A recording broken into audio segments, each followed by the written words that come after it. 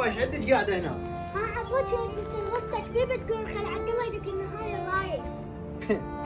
عندك هاي الراي؟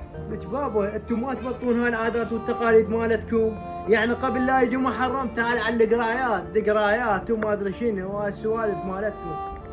يعني دقيتوا رايه ولا ما دقيتوا، ايش راح يفرق عندكم؟ اخويا هي مو مبدئيا نعلق لو ما نعلق، هاي عادات وتقاليد واجداد اجدادك كانوا يمشون عليها.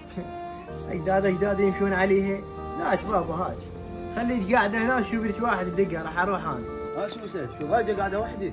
عبودي ما يقبل يدق للرايه. ليش؟ انا يمك، انا يوم احضر ملبس الخدمه واتحشم لابو اليمه واقول يا علي الهمه مثل كل عام عني. اخيرا كملنا الرايه هسه.